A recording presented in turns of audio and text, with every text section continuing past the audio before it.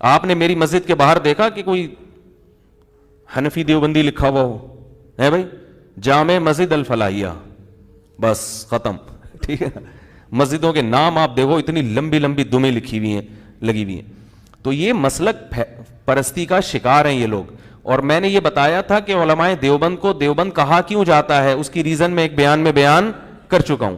محترم نے یہ بھی دعویٰ کیا کہ 1867 میں دیوبند مدرسے کی بنیاد رکھی گئی، تو اس سے پتہ چلا اس وقت دیوبند شروع ہوا ہے. اللہ کے بندو، اس وقت ان کو دیوبند کہا جانے لگا. اس کا مطلب یہ نہیں کہ اس سے پہلے جو تھے وہ نہیں تھے، وہ کچھ اور تھے.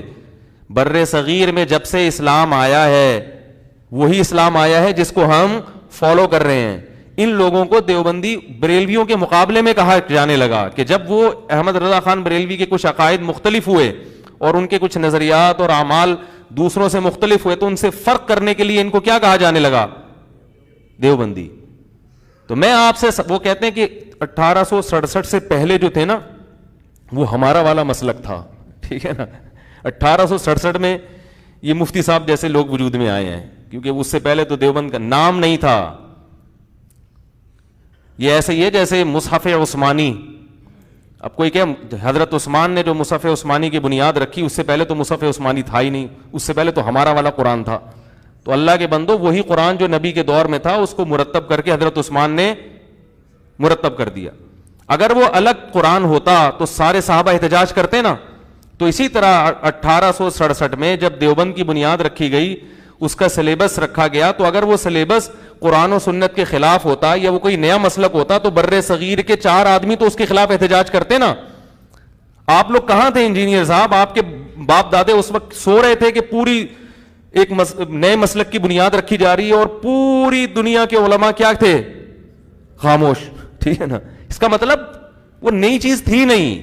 بر صغیر میں فقہ حنفی آیا ہے، اور یہ فقہ حنفی انہوں نے یہ بھی کہا تلوار کے زور سے آیا ہے. اس وقت اسلام جہاد کے ذریعے بر صغیر میں داخل ہوا تھا. جب اسلام آیا تو فقہ حنفی اس وقت خود بخود آیا ہے، اور وہ صحابہ اور تابعین کے شاگرد تھے جو بر صغیر میں اسلام لے کر آئے تھے. میں نہیں سمجھا پا رہا اپنی بات. تو یہ فضول لفاظی ہے. وہ بار بار کہتے ہیں نا پھکی دے رہا ہوں، پھکی دے رہا ہوں. تو واقعی آپ چورن کا کاروبار کرتے ہیں. پھکی چورن ہی ہوتی ہے نا.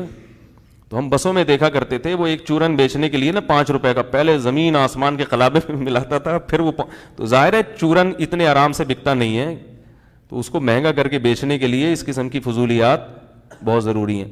تو پہلی بات یہ کہ میں نے جو دعویٰ کیا تھا اس سے مراد قول رسول تھا. اور رہا مسئلہ آپ کہتے ہیں کہ صحابہ کے فتاوا وہ ہیں، وہ تو میرا مطالبہ ہی نہیں. ہاں میں کہہ رہا تھا کہ سوال کرنے والے نے یہ سوال کیا کہ دیوبندی مفتی نے آپ پہ طنز کیا ہے.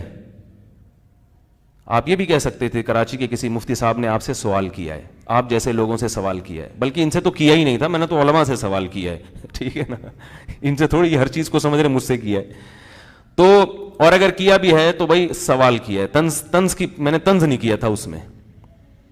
اگر میں نے طنز کیا ہوتا تو میں بیان کے آخر پورا بیان سنے، میں نے اس میں یہ کہا ہے کہ اتنے سارے دلائل کے باوجود جو علماء یہ کہتے ہیں کہ عورت مردوں کی طرح نماز پڑھے، وہ بھی میرے لیے قابل احترام ہے. یہ اتنا بڑا مسئلہ نہیں ہے کہ امت اس میں آپس میں لڑے. جو طنز کرتا ہے وہ اس طرح کی بات نہیں کرتا. شیخ بن باز کے میں نے فتوے کا حوالہ دیا تھا، ان کے ساتھ رحمہ اللہ تعالی لگایا اور ان کا احترام کے ساتھ. تنزیہ جو بات کرتا ہے اس کا یہ لب و لہجہ بولو نا بھائی نہیں ہوتا. تو خام خواہ میں اس سوال کو طنز بنا کے اور دیوبندی کا بلا وجہ. اور جب سوال جو پوچھا ہے، ایک تو مصیبت یہ ہوتی ہے کہ میں یعنی ٹو دا پوائنٹ انسان بات کرے تو انسان جواب بھی سن لے. اتنے سے جواب کو سننے کے لیے 10 منٹ کی فضول بکواسات سننی پڑتی ہیں. معذرت، 10 منٹ کی فضول. وہ مہند میں یہ لکھا ہے تو مفند میں یہ لکھا ہے تو اس نے اس کے خلاف فتویٰ یہ دیا تھا. وہ سارے اس کا اصل موضوع سے کیا تعلق؟ چائے میٹھی ہے، چائے پھیکی ہے. ان کو یہ نہیں پتا چائے میٹھی ہوتی ہے، چائے پھیکی، پتہ نہیں کیا فضول. یہ تو 8 سال فقہ حنفی پڑھتے ہیں. 8 سال ہم فقہ حنفی نہیں پڑھتے، چاروں فقہ کو پڑھتے ہیں، اہل ظاہر کے فقہ کو بھی پڑھتے ہیں، سب کچھ پڑھتے ہیں، فالو ایک کو کرتے ہیں. متون تو ظاہر ایک کے پڑھائے جائیں گے نا، لیکن اس متن کے ضمن میں سب کچھ پڑھتے ہیں، سارے اختلافات پڑھتے ہیں. اور یہ بھی الزام لگایا ہے. دیکھو میری ذات کی حد تک الزام ہوتا نا تو میں شاید اس کا جواب نہ دیتا. سارے علماء کو لپیٹا ہے یہ بزرگ نہیں، یہ زندہ لاشیں ہیں، یہ الفاظ ہے. جتنے بزرگان دین ہیں، بڑے بڑے ملک کے مشائخ، ان کو کیا کہا جا رہا ہے؟ یہ زندہ لاشیں ہیں. وہی ہے کانگڑی پہلوان رنگ میں اتر گیا اور چیلنج ایسے کر رہا ہے کہ یہ جو پہلوان ہے نا، یہ کیا ہے؟ لاشیں ہیں، ان کو تو کچھ بھی نہیں آتا. تو مار بھی کھائے گا اور ساتھ ساتھ ذلیل بھی ہوگا.